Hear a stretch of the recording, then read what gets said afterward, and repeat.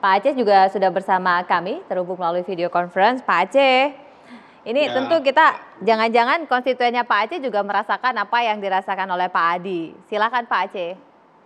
ya tentu saya kira untuk calon jemaah haji yang seharusnya berangkat pada tahun 2020 berharap mereka juga bisa berangkat pada tahun 2021. Ya, dan saya kira kebijakan yang dilakukan oleh pemerintah memang saya kira membuat masyarakat kecewa ya. Namun demikian tentu harus dapat dipahami dalam situasi pandemi COVID-19 yang masih melanda ya kita semua, penjelasan-penjelasan mengkomunikasikan dengan baik kepada masyarakat tentang pilihan kebijakan ini harus betul-betul dapat diterima dengan sebaik-baiknya gitu ya. Jika masyarakat kecewa tentu saya kira wajar ya, bagaimanapun kita saja yang sudah beberapa kali ke Tanah Suci merasakan kerinduan yang begitu sangat mendalam terhadap untuk ke Tanah Suci gitu ya. Apalagi yang belum sama sekali misalnya berangkat ke Tanah Suci, pasti mereka merindukan untuk bisa ke Tanah Suci. Nah, namun pilihan bahwa harus mengedepankan kesehatan, keselamatan jiwa, saya kira itu adalah pilihan yang bijak. Ya, prinsip di dalam ajaran agama yang paling diutamakan adalah hifdun nafas, menjaga diri kita gitu ya. Dan saya kira juga kewajiban pemerintah, kewajiban negara adalah juga bagaimana melindungi segenap rakyat Indonesia dan seluruh tumpah darah Indonesia. Nah, kebijakan tersebut tentu oleh kami di DPR ya, yang kita sendiri sudah mempersiapkan membuat panja panitia kerja BPIH namanya, biaya penyelenggaraan ibadah haji, itu sudah dilakukan secara mendalam. Dari sejak bulan Desember di Komisi 8 sudah ada panja BPIH. Kita sudah mensimulasi jika kuota haji diberangkatkan dengan kuota full, maka berapa biaya yang akan dikeluarkan. Jika kemudian kuota haji diberikan di era pandemi ini misalnya dengan 50% sudah kita skenariokan ya. Bahkan sampai kepada 2% dari kuota yang diberikan kepada Indonesia pun itu sudah dibuat simulasi oleh kita.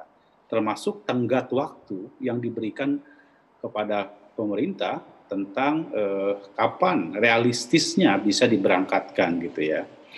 Nah, sampai 2% seharusnya itu bisa diberangkatkan pada bulan Maret tanggal 28 yang lalu.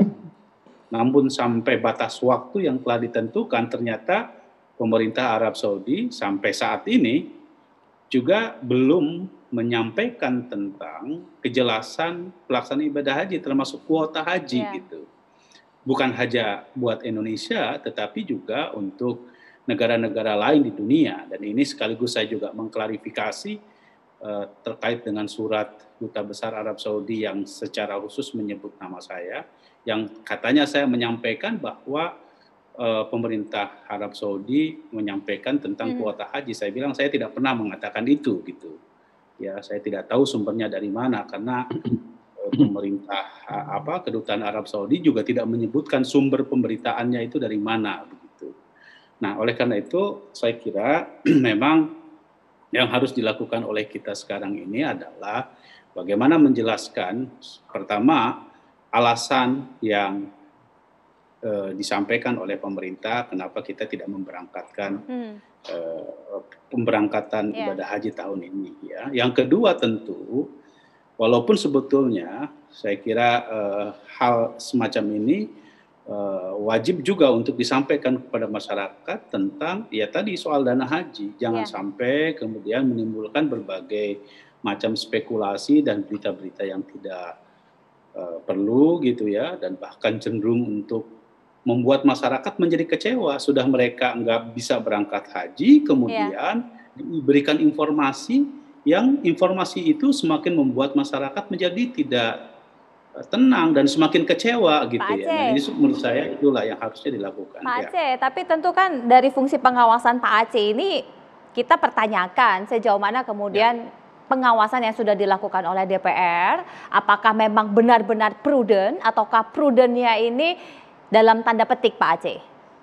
Ya, kita setidaknya ini Beni ini saya kira hampir setiap bulan dipanggil oleh Komisi 8 ya, Oke.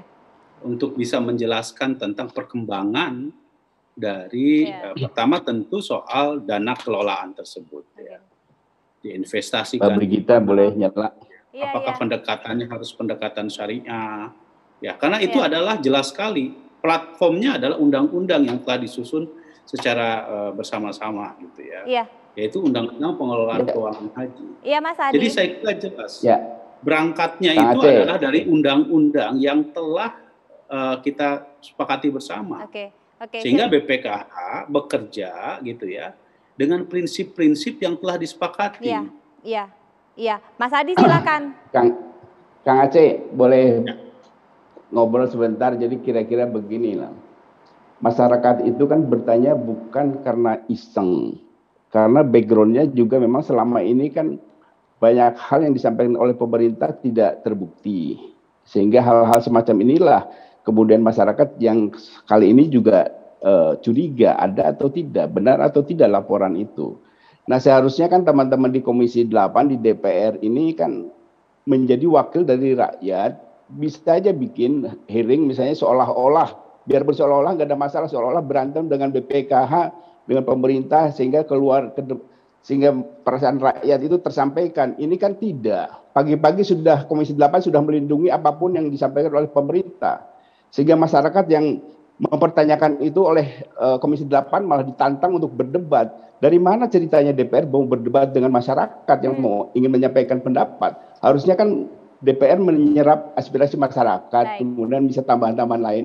Bukan malah ditantang berdebat. Ini kan melanggar fungsi konstitusinya. Soal pengawasan. Baik, kita jeda dulu. Saya jeda, nanti Pak Aceh akan jawab, termasuk jeda dari BPKH. Tetaplah bersama kami di Indonesia Business Forum.